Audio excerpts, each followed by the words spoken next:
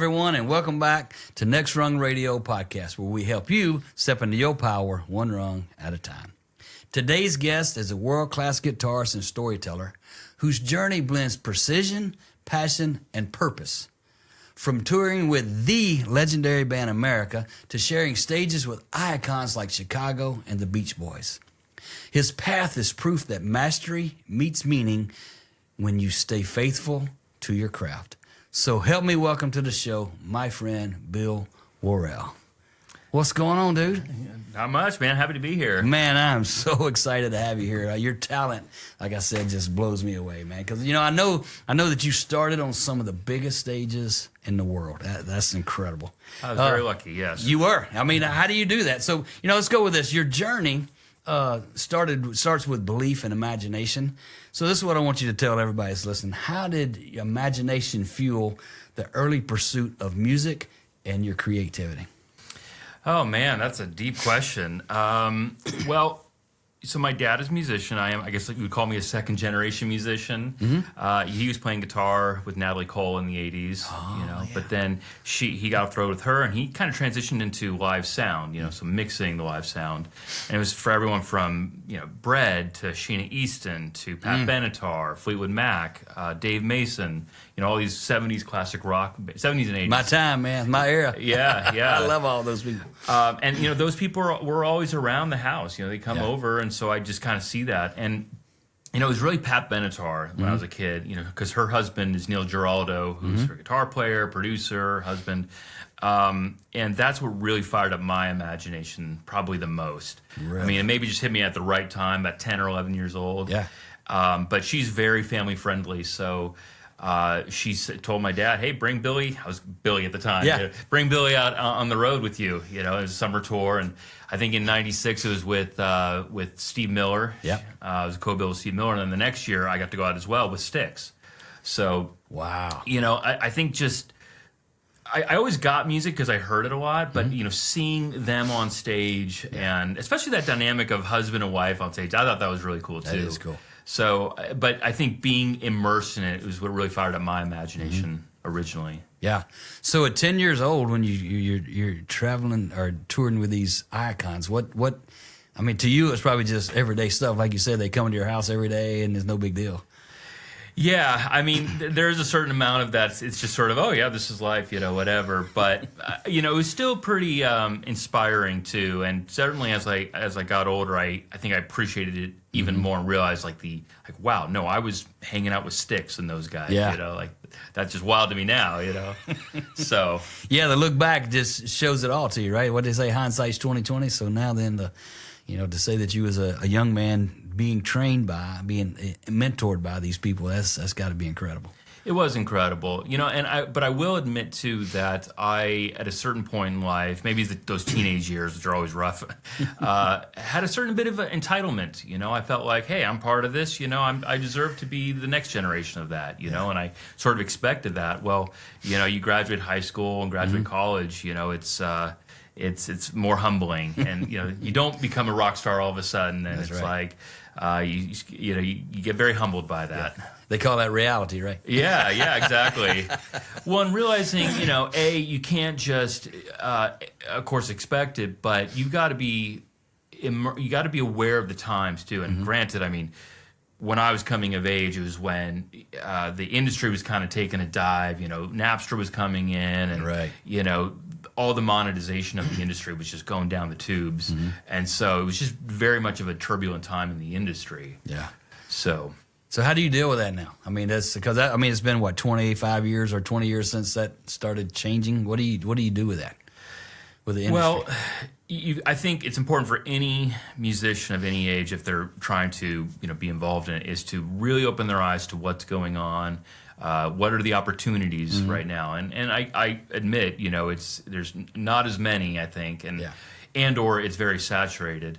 But you have to really be aware of everything from the social media stuff, YouTube, what's going on in the live scene, what are the current trends, and even if you say I'm intentionally not going to fit in the current trends and be kind of counter, at least make that intentional. But have the awareness so you can decide what lane and where you're going to work in.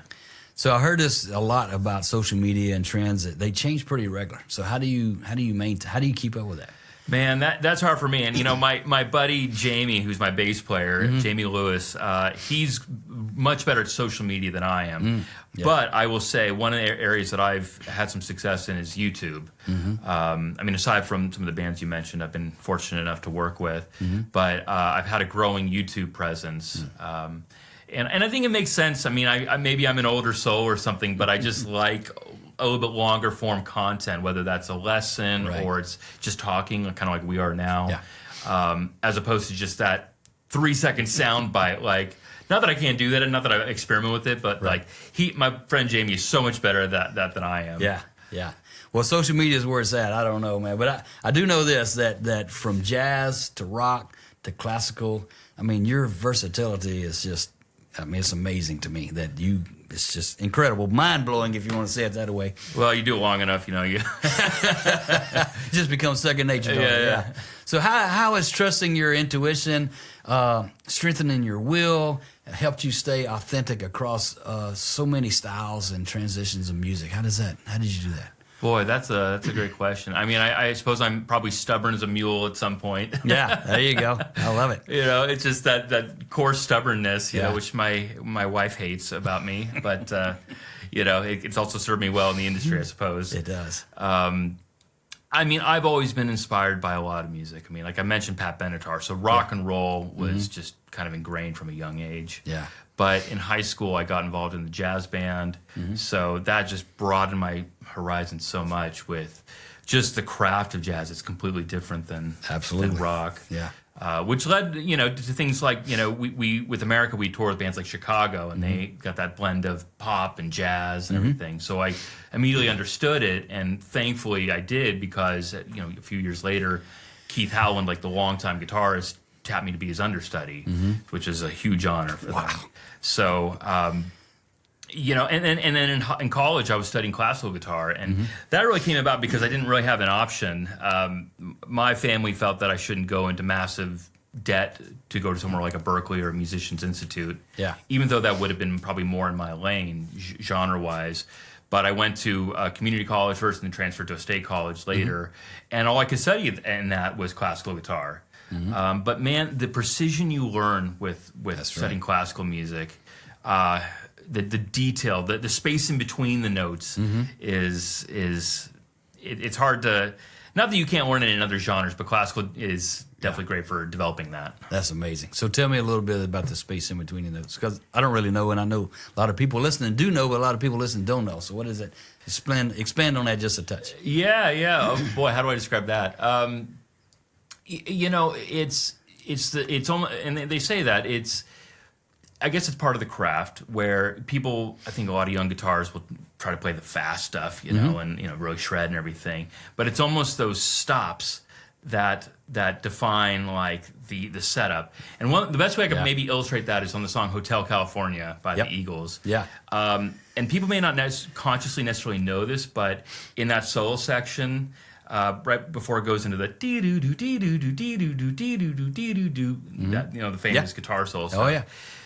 Timothy Schmidt on bass is playing kind of a basic pattern, right? Boom, boom, boom, boom. But then when they go to that section, he starts going boom, boom, boom, boom, boom, boom, boom, boom, boom, boom, boom. He changes the rhythm up, and that just to me is sort of that undercurrent of setting the whole guitar solo up. Yeah. And so, on one hand, you can talk about all the different notes and scales, and musicians like to study all this stuff. But to me, rhythm has such a profound impact. And so, to bring it back to the space in between the notes, I think it's those stops and starts and that drop, and then bringing it back in, that sets up that tension and release as they talk about. I love it, especially the tension release you talk about, because like you said, it quiets it, then explodes it. Right. Yeah. It's the drop and then boom. Yeah.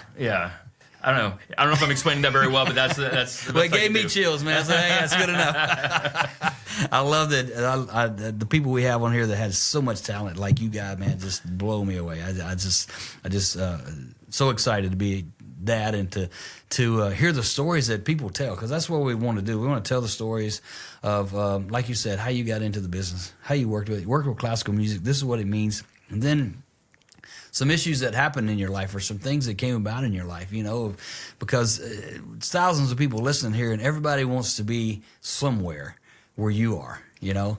And so to tell your story and to come on here and to be honest and sincere about, you know, doing jazz and doing classical and how you got trained and how you got, I guess, promoted or mentored by this, you know, guitarist you were just talking about. I mean, that's incredible, man.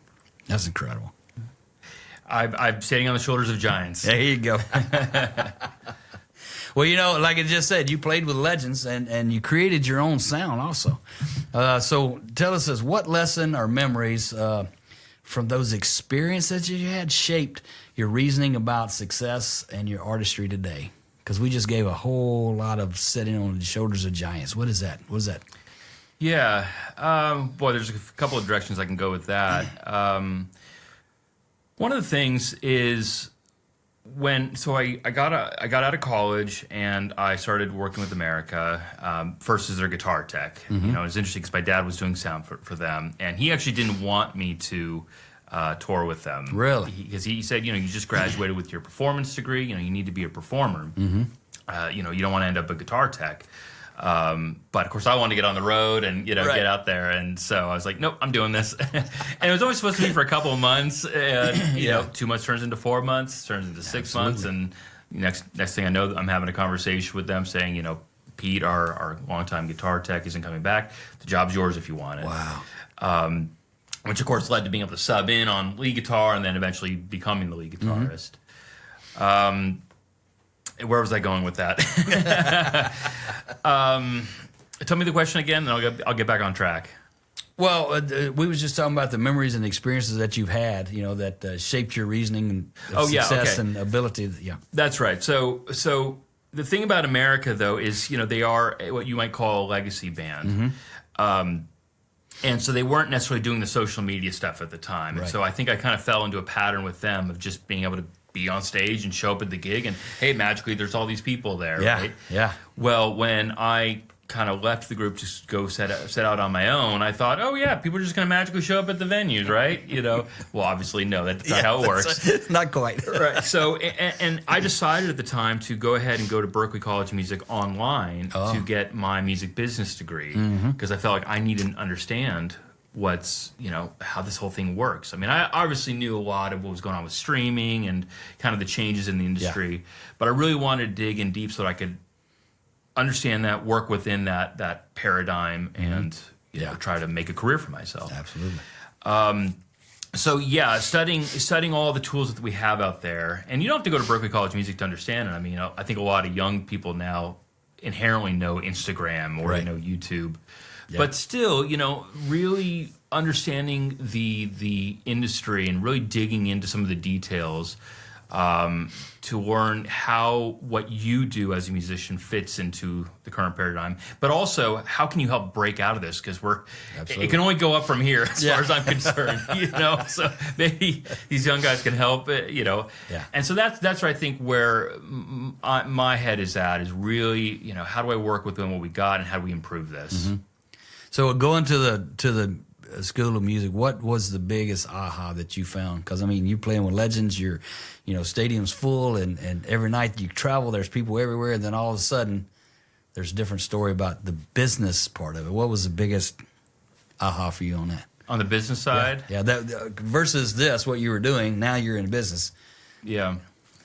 You know, when you're on stage, this is actually what Mike Botts from the band Bread taught me at a pretty young age. Despite all the college stuff, you know, is, you know, you get on stage and you're a king, but when you get off stage, you're one of the guys like everyone else. Treat it like that. Oh, that's great. Be cool. Yeah. Be humble. Be honest about who you are. Because it can go away just like that. Yeah. Well, you know, I know, you know, my friend here, Manny, your friend, he's played in stadiums and people like that. He said the exact same thing. You know, you get on stage and there's thousands of people screaming and having a great time, and then all of a sudden, what they talk about, the curtain closes and it's just, you're just another guy. Right. And people got to live with you. You got to live with them. They got to live with you, you know, when you're on a tour bus or even in a van, you know, and, you know, you got to be cool enough to where you guys can travel thousands of miles together. Yeah. That would be, we've heard a couple stories about that, traveling on a van with 3 months out on the road, or 6 weeks or 3 weeks, and it's every day, every day, every day. We had one guy on here that does all the stage setups, and they would that blew me away too. How they tear a stage down, and the next day they go somewhere and set the whole thing up, and and it's like yeah. Well, in some of those tours, man, they're elaborate. Like I remember we were kind of crossing paths with Motley Crue at one point, and they had 2 duplicate rigs, and some bands like that will have that. So like while they're doing one show here, another crew is setting up a whole duplicate stage over here at the next city, because there's just that much involved with it. Yeah. I've never been in a band like that, but my hat's off to those guys who do that every single day. That's incredible, man. I know. Tell me some more about some performances that you've done that like, hey man, we were at this place and this happened, or you got any stories like that you can share? Yeah, well, of course, my head's in the humble stuff. I wish I could share some real rock star type of stuff. I mean, there's been cool stuff like share on the stage with the Beach Boys, and I work with Christian Love, who's Mike Love's son. I did a session for him recently, and actually did a gig with him out in Anaheim the other day, and we're talking about some more stuff coming up. So there's always cool stuff like that. Yeah. But the things that keep you humble are the things that kind of stick out in my mind. For example, my last girlfriend had cats, and I loved them and everything, but they'd have fur they shed. Oh, everything. Yeah. And I remember we went to France, one time and did a show, and like there was a catwalk and everything, and 14,000 people in the audience, and I walk out to take my solo, and I'm walking down the catwalk, and I'm feeling like a rock star, and like I hit a chord, and fur goes flying off my vest, and I see it in the lights there, and I'm like, oh boy, yeah. So all right, a little reminder not to get my head too big here. Yeah. You're just like everybody else got cat fur on them. Huh? Right, yeah. So, God, I'm trying to think what else. I mean, I still am blown away by Robert Lamb from Chicago. I mean, you think of the songs that he wrote. And, oh my God. Working with guys like Terry Kath. Yeah. I mean, even like this. I think it was this. I have to go back to the first Chicago album. Does anybody really know what time it is? That's right. Yeah. It's not the first song, but it might be the second song on the album. But that song, man, there's some. I mean, they were probably 18 or something when they were writing that stuff. Yeah, that's right. Yeah. And man, those chords. I mean, I know them now. I've played it a bunch of times, but it's amazing to think they were 18 when they were writing those chord progressions. Yeah. And sort of the deep lyrics and the kind of twist your head around type of lyrics. Absolutely, man. Yeah. It's funny because each generation thinks their music of the generation was the greatest of all times, I got some friends that grew up in the late 80s, early 90s. They're like, oh, my God, 90s music. But I go back to what you just said, classic rock of the 70s. Yeah. Oh, it's some of the best stuff there. It's amazing. And I'm a big fan of the late 70s stuff like Journey and Toto. I mean, those guys that's the perfect blend to me of like don't get me wrong, I love America because of the chord progressions, everything. Yeah. And then they had their solos and stuff, and certainly the live versions, like we would rock it up, Yeah. And they were like, shred a little bit, go for it, you know. They were cool with that. But then you look at stuff like Journey and Toto. I mean, man, those guys are musicians. Isn't that amazing? And so that's a perfect blend of great songs with just amazing playing. Yeah. So that's incredible, man. I mean, look at Toto Africa. Has a comeback every couple of years. It's on some commercial or some TV show. So to me, that means it's timeless. Yep, it is. And that's some of the music that especially what you're talking about, that era. It's just timeless, man. It just fits for everything. Yeah, it's incredible. So let's bring it back to Nashville. So now you're in Nashville. And so you're trying to create the next chapter of your story. I'm assuming that what you're doing right here. Yeah, and it's been aided by America's current drummer, and we toured together, Ryland Steen. He's also, we were the two young guys in the band. Oh, were you? Yeah, we were the kids. And he actually, prior to America, played in the band Real Big Fish. They were kind of a college ska kind of band. They did the college circuit, I think, a lot. But he randomly moved about 5 minutes away from me. And not that I had stopped. I've never stopped doing stuff, but it felt like I was doing more online stuff and doing maybe just other gigs for other people, which is great. It's all fine. But he moved randomly about 5 minutes away from me in Hendersonville. Oh, yeah. And we've now been getting together almost every week, just playing through songs. He kind of helped revive, my own music and some of the blues stuff that I have in my back catalog. Yeah. And we've played through some of my shred stuff, my Steve Vai type material. We're kind of exploring a little bit with that. Yeah. But we've already started booking gigs. We're doing the Mint Casino next month. Are you? Okay. I think, or was it the Mint at Kentucky Downs? Just like 45 minutes from here. Right. So he's really been a big part of reviving that. And so we're literally, I was just editing a video we filmed in his rehearsal space. We're going to put that online here. We're going to try to get into a routine where we're just pumping out content. Right. So I'm just always trying to, get that viral video, I guess. That's the key for everybody now, the viral video. We talk about that. So how has your perception of the legacy evolved? I mean, what do you, of your legacy? I mean, my legacy? Yeah. Oh, I hope I haven't established that yet, or maybe I have. I don't know. I'm always just trying to keep looking forward and try to get the next thing going for myself. Yeah. I mean, I think humbly I would say that I think most people, like, when they hear me, like, I'm probably a casual dude, but then when they actually hear me play, they're like, oh, you're pretty good. And I try to be that. I mean, that's intentional. Yeah, I've really tried to study the great guitarists and even the great singers. I think I'm good enough as a singer to sing my songs, but I'm not an acrobatist like our friend Manny Cabo. I know. Manny's amazing, man. Yeah, so, but I admit that I'm more of a guitar player than a vocalist. Do you? Okay. But, I think that hopefully that it probably stands out to me is what people think about when they see me. And, like I said, I'm just trying to get in front of as many eyeballs as possible because not to say that, like, oh, look how great I am. I mean, I do think that I'm pretty good, but I think that people end up enjoying the show. Like, they go, wow, like, that was an amazing show. Yeah. And I love creating moments in shows. That's awesome. And memories. So that's a big priority for me. Yeah. I'm going to take it just a touch deeper. Is that all right? Sure. So do you hope that your music continues? What do you hope your music continues to say to your audience or your people after the last note song? I mean, what do you hope that these people, like I said, there's 1,000 people listening here, and it's going to be 1,000 people watching pretty soon. What do you want them to walk away with of what you do? I'd have to separate that by the lyrics and the music. So lyrics, I'm more and more actually. I used to write a lot of kind of more throwaway lyrics and stuff that just sort of sounded cool, but maybe wasn't as deep. I'm really trying to up that and really always say something meaningful in the lyrics. But then from the music standpoint, the guitar part, I'm just trying to pass on the stuff that inspired me.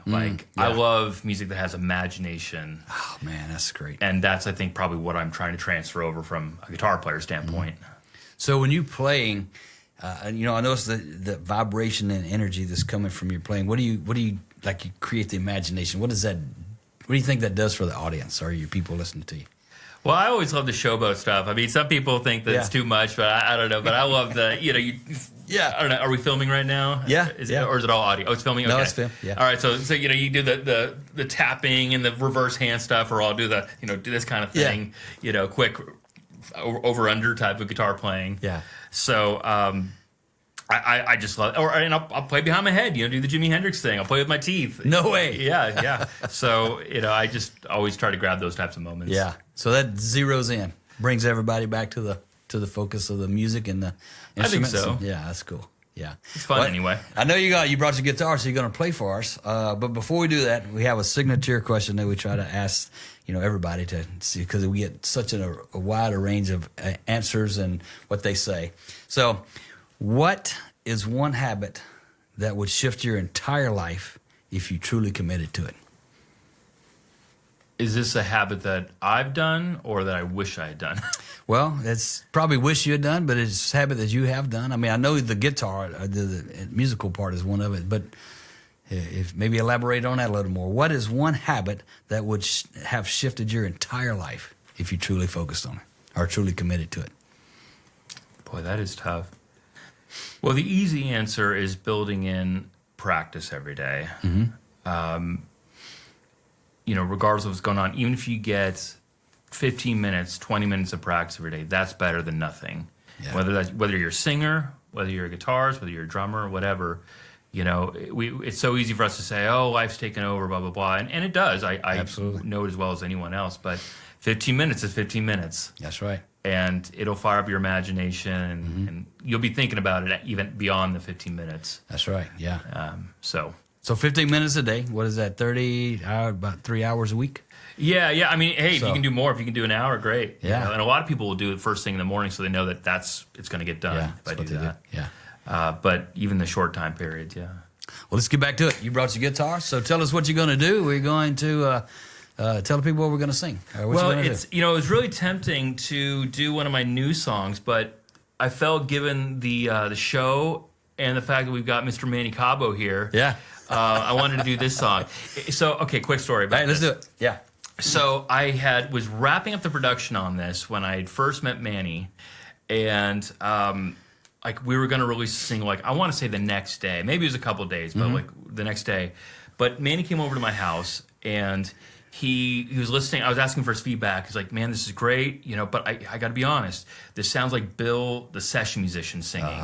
It's safe and it's good. It's great.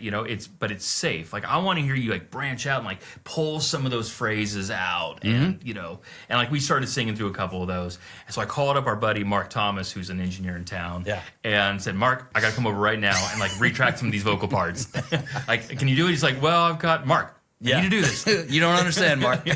And so he's like, he made it happen. So I went over there that night and dropped in those vocal parts, and we released the song. Come on. So that's the one I wanted to do today. All right, no worries. Let me tell these guys. Hey guys, we're gonna tune up, set up, and we'll be right back. Hey guys, as promised, Mr. Bill Worrell. Thank you, sir. The song is called "Crashing Down."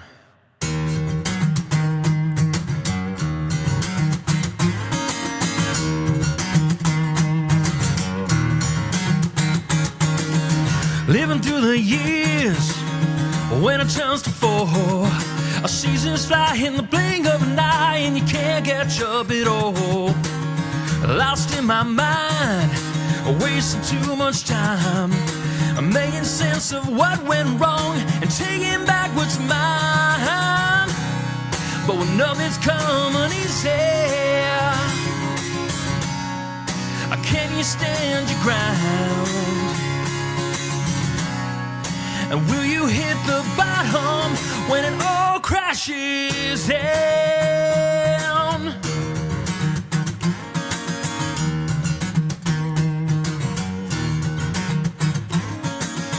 Walking down the back streets, staring at the sky, knowing that I can't help but wonder why. Funny how the time all just slips away. It feels like such a crime when I have lived for every day. But when nothing's coming easy, can you stand your ground? And will you hit the bottom when it all crashes down?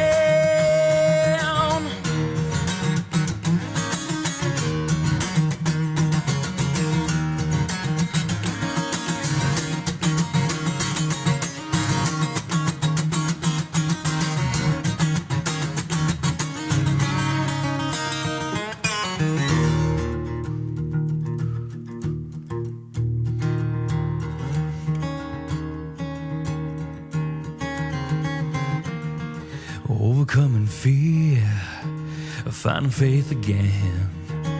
Someone dies, another cries, it all makes no sense. The thing about this life that everybody leads, you gotta just stay strong, try to do no wrong until you reach the end. But when nothing's coming easy, will you stand your ground? Don't you hit rock bottom when it all crashes down? Yeah, 'cause one day it might crash down.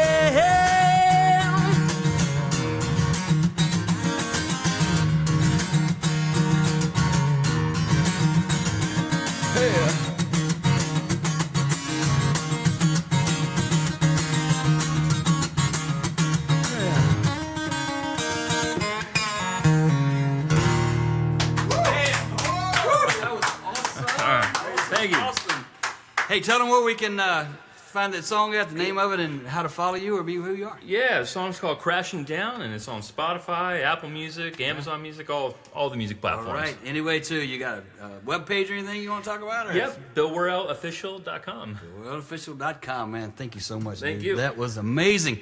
Hey, guys, as always, thank you for joining us at the Next Rung Radio podcast. And remember this, to rate, review, and subscribe to this so we can keep amazing guests like this young man coming in here and showing this talent, dude. Did you hear that guitar play? That is so freaking awesome. And remember this, the view only changes when you climb, so keep climbing.